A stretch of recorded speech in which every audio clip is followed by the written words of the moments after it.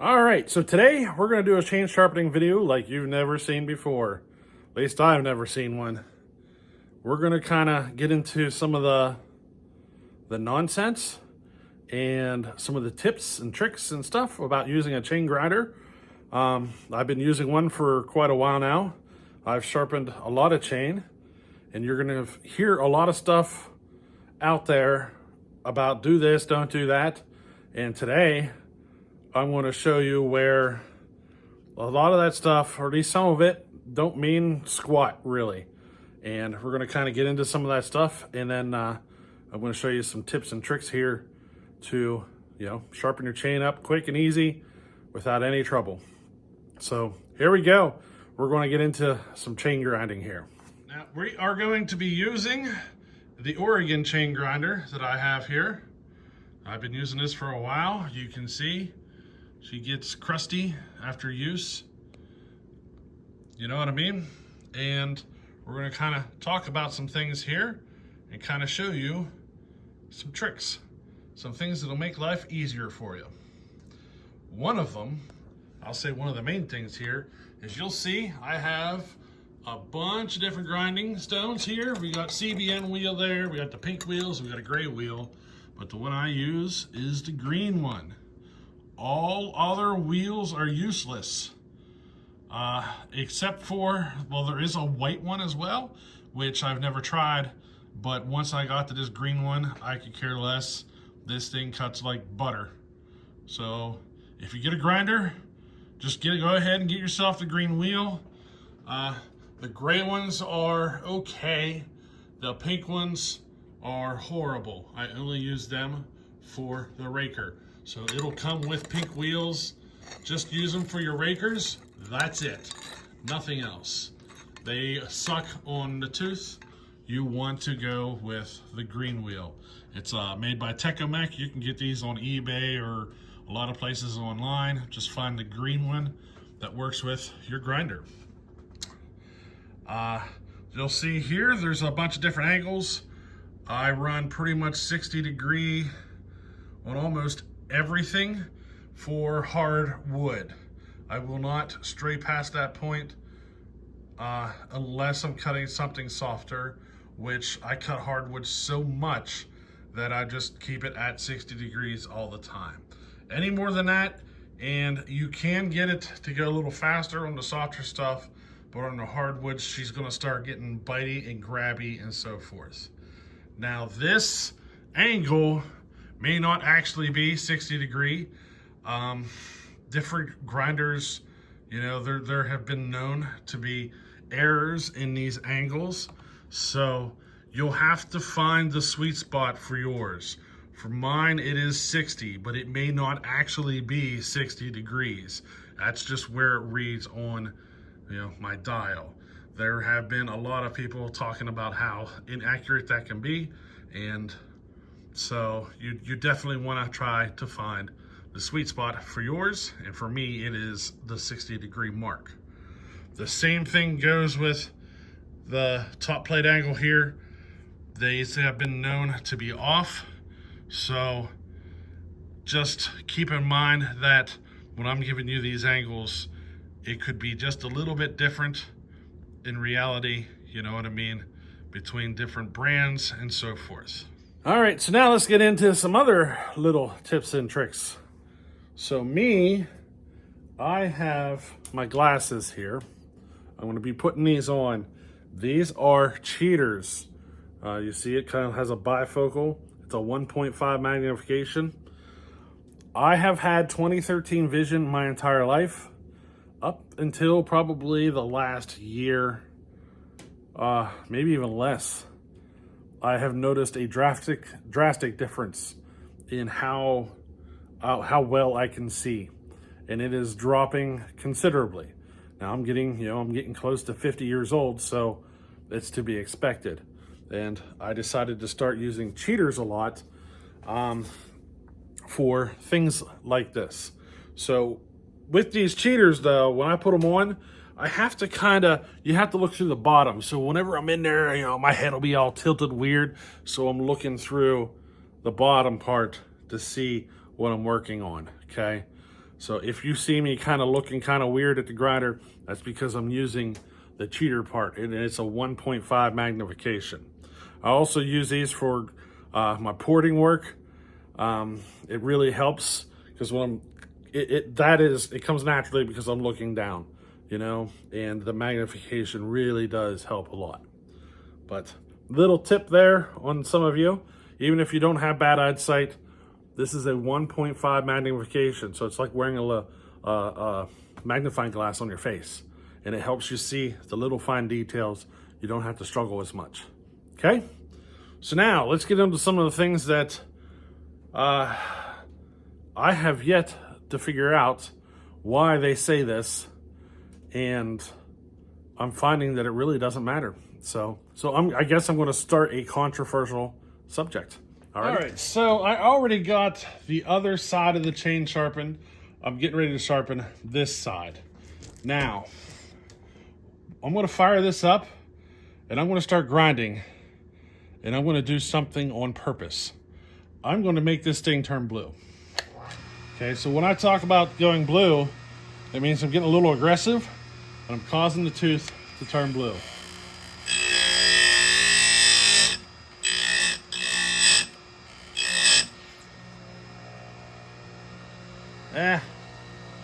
I wasn't quite aggressive enough. So there you go. There's a perfect example. With this wheel, as hard as I got it, I still didn't turn the tooth blue. And those of you that have been grinding a while will be like, holy cow, you can get that aggressive without turning the blue? And the answer is yes. These green wheels are fantastic on that part. So let me get one blue for you.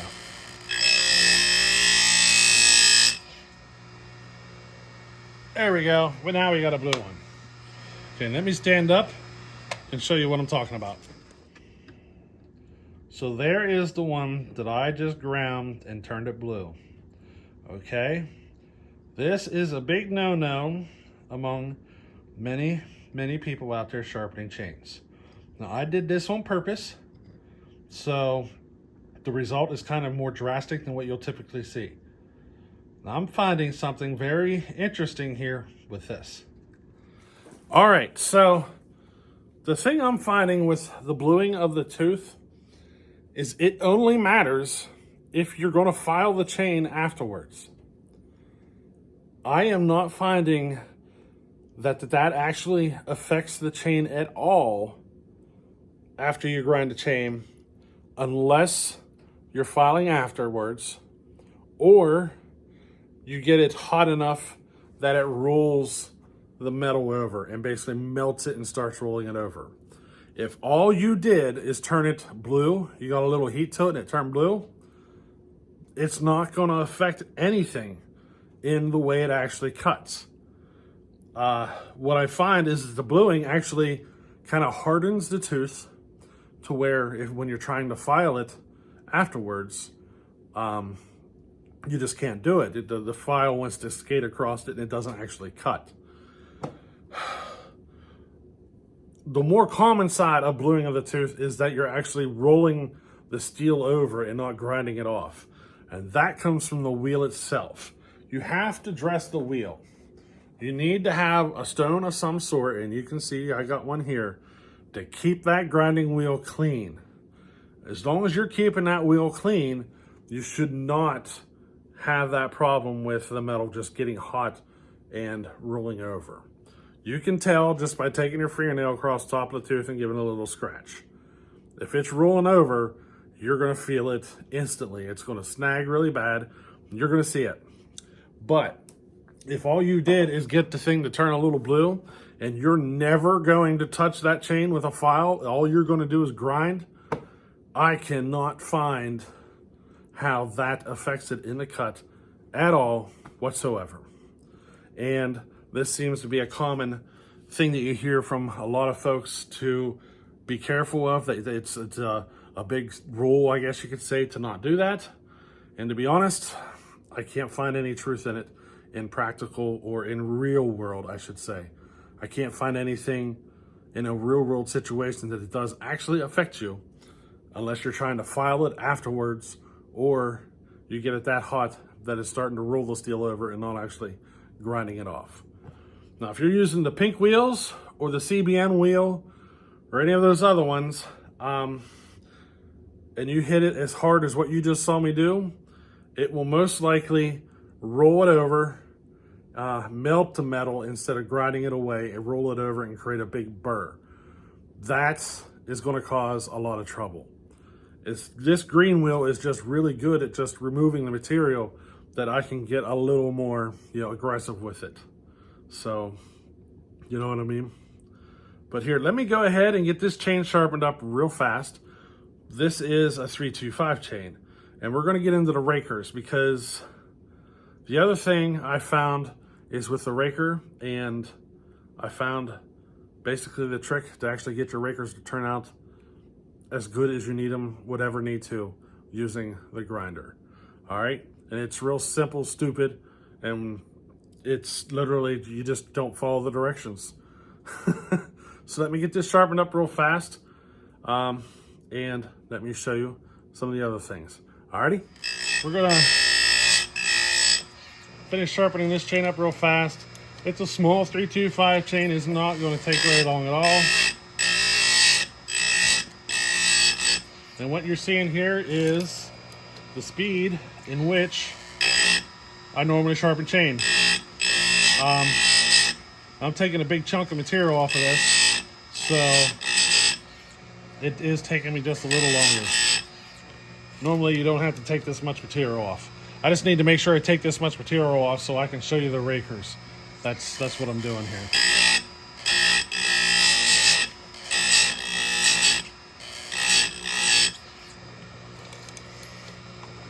And what you're seeing here is how I normally do it.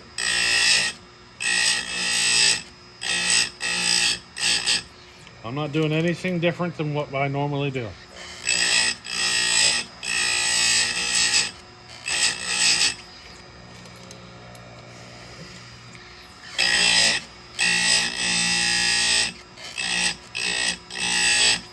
I will tell you though, I do have enough experience using those pink wheels, the gray ones, and the CBN wheel that you cannot get this aggressive with the chain with those wheels. It'll just melt it. The whole corner of the tooth will turn red and it'll just roll over. It won't actually grind anything away. It's only these green ones that I can seem to be able to do this with. Now, if I was using one of those other wheels, this is what it would look like.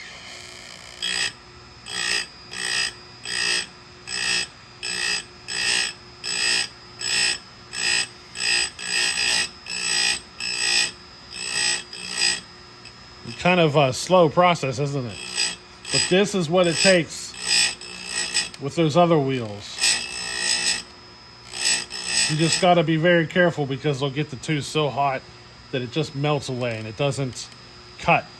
It just kind of rolls it over into a big burr. That's why I really like these green ones so much. I'll promote these green ones forever.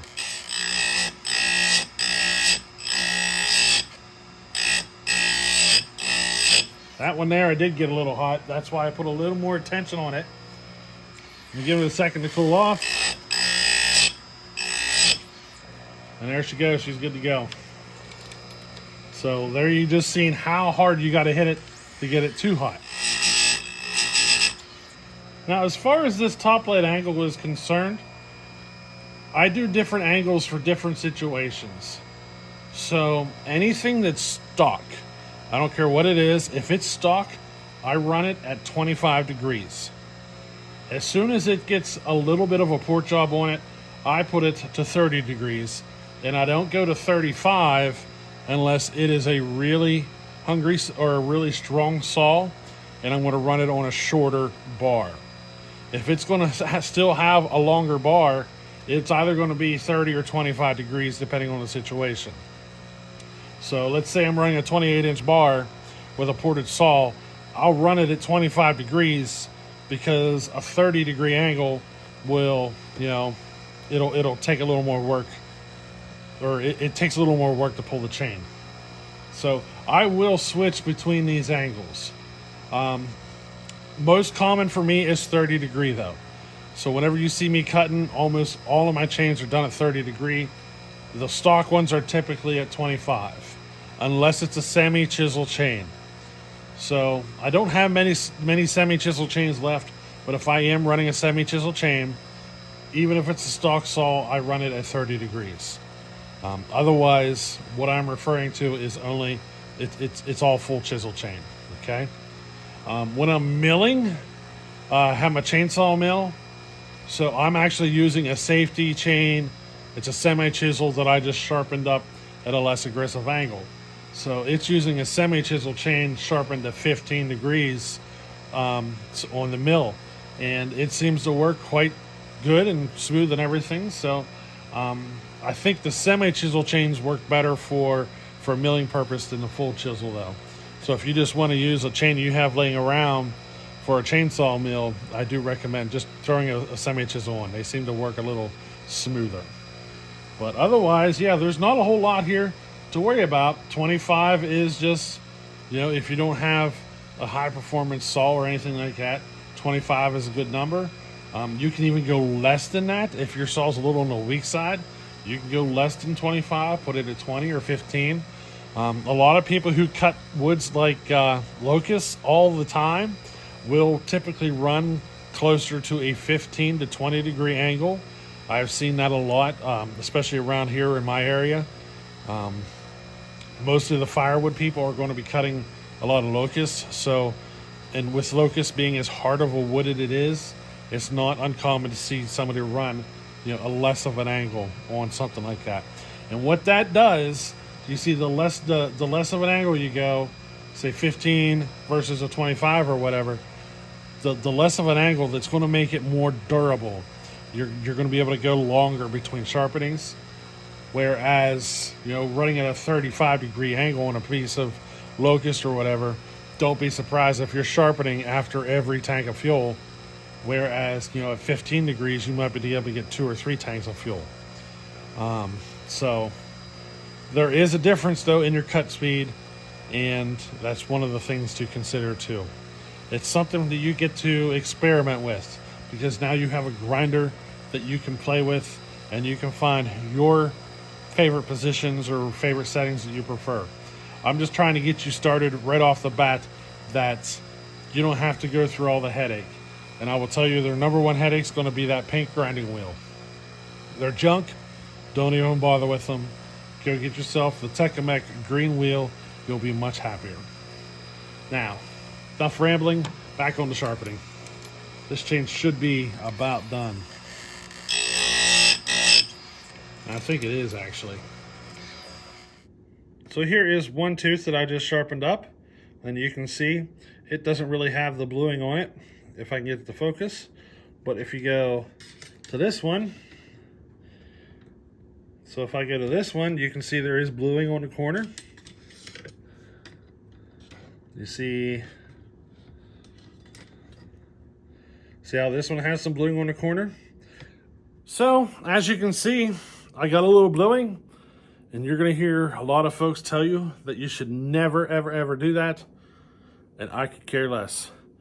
I cannot actually find any reason in the real world situation to worry about that unless we're gonna file it afterwards. Or you end up getting it so hot that you roll the corner over.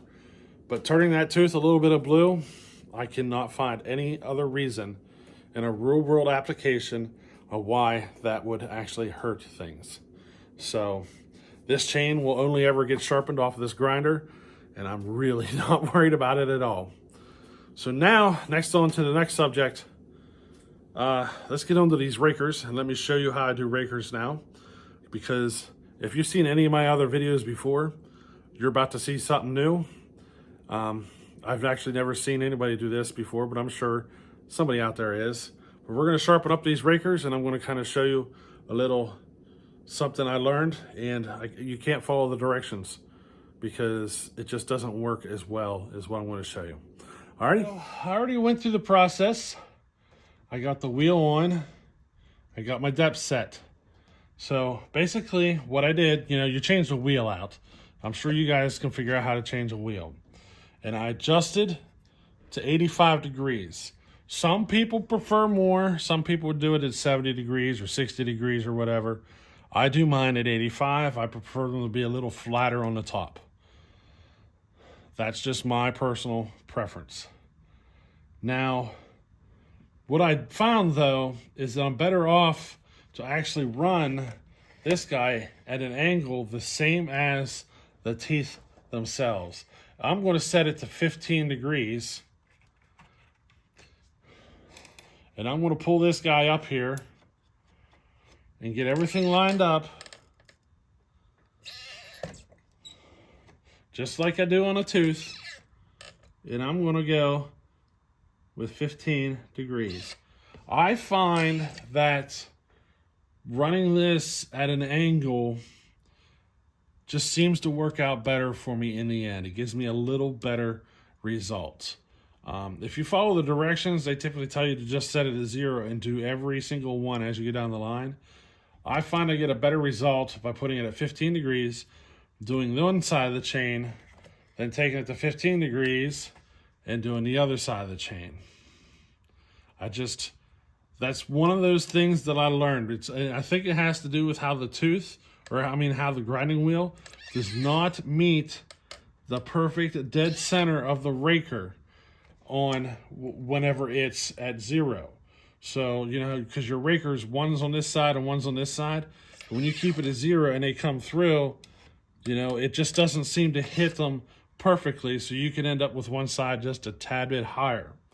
I'm actually finding that if I run an angle on it, for instance, and here this is at 15, that whenever I sharpen this side, by turning it to 15 degrees, it pushed that raker a little closer to center. So whenever I grind it, it's a little closer to center. And then whenever I go to the other side to 15 degrees, it pulled that raker over this way a little and helped it get a little closer to center. You might find a different spot on yours that works better, but I found 15 degrees works really good for me. So I'm going to start sharpening this at 15 degrees, or I should say adjusting these rakers at 15 degrees. I use a raker gauge. I just use any old raker gauge. This one has a 25 on one side and 30,000 on the other side. I literally just go through, touch it a little bit at a time until that raker gauge lines up just right. And right now it is just a little off. I need to make a tiniest little tweak.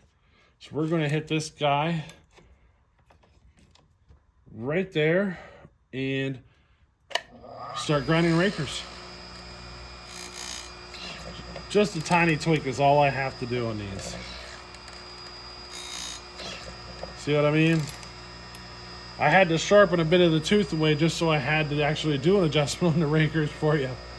But it's a small adjustment. I should have taken a little bit more off the tooth so I could show you a little more drastic, but at least we are getting a small adjustment. All right, so now this side's done. We're gonna go to the other side and do our 15 adjustment. We're gonna set this to 15, and then we're gonna set everything up and do a little raker work here. I just put it at 15 degrees and start grinding. Just like that. Alrighty, let's go ahead and get this guy finished up. All right, we're all done now. And the chain is finished. We're all sharpened, the rakers are all set. So there you go. The chain's all sharpened up, the rakers are all set, and we're good to go on this 325 chain.